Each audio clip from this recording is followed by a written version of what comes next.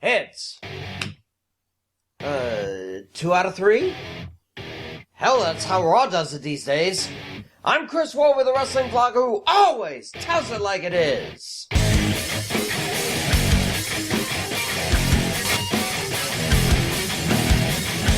Got 8 right for Extreme Rules. This keeps up, I'll be near perfect at SummerSlam, although I will consider it as 8 out of 11, since I did say at the end that Brock Lesnar wouldn't show up. I'm not so ticked this time because I'm sure the farce will end at SummerSlam.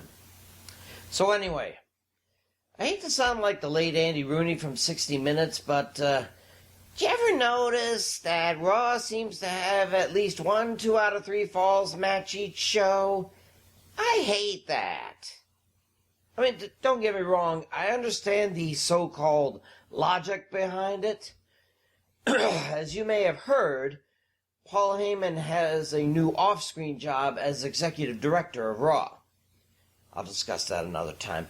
And one of the first things he proclaimed was that matches on Raw would start and finish between commercial breaks. Yeah, no more tossing out of the ring before break. Everyone, both inside and outside the arena, would see each match in their entirety. As you know, SmackDown Live doesn't have that problem because they usually put ongoing matches on a small screen while the commercials roll. Don't know how that'll work once they move to Fox in the autumn, but... Now that sounds good on paper, but I'm not entirely sure they thought that through. Some of the better matches, not all mind you, take more than 5 minutes to resolve on Raw. And it's been a long time since Raw went commercial free, so how do they fix it? Simple. Make some of the matches 2 out of 3 falls, and make sure one fall ends before break and the next one begins afterwards. Easy, right? And we've seen this at least once on every Raw since, especially this month. July 1st, Miz versus Elias, 2 out of 3 falls. Next week, Usos and Miz versus Revival and Elias, 2 out of 3 falls. Last week, Usos and Ricochet versus Revival and Robert Roode, 2 out of 3 falls. And I'm certain this week's Raw will have yet another. But why? I mean, they have 3 hours to fill, right? Certainly they can push a Viking Raiders squash match off the card if it means adding more time to some of these matches. At the very least, stop making one of the falls so damned quick. If it takes 2 commercial breaks to resolve the match, so be it.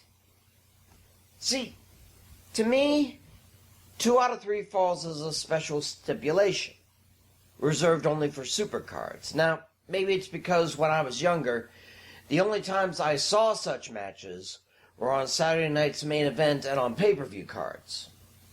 I didn't even know such matches existed till I saw the Hart Foundation versus the British Bulldogs on the Saturday night's main event after WrestleMania.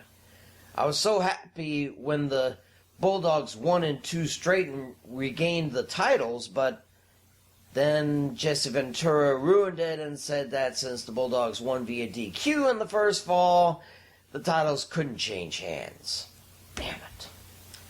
So yeah, I'm more old school than Undertaker's tightrope forearm smash. But I think this match deserves to only be on pay-per-views, and definitely not wasted on 6-man tags like they have been. I mean, title matches, sure. Get the Usos versus Revivals for the Raw tag titles 2 out of 3, and I'm there. But the way they're doing things now, throwing these matches away on what you would essentially call mid-cards, it just seems wrong to me. Stipulation matches, such as 2 out of 3 falls, should have some significance. Not just as fillers so that superstars can still compete between commercial breaks. Make them title matches, or who gets to be in title matches, or, at worst, a prologue to a feud that ends at a pay-per-view. Don't let them be as random as, well, a coin toss.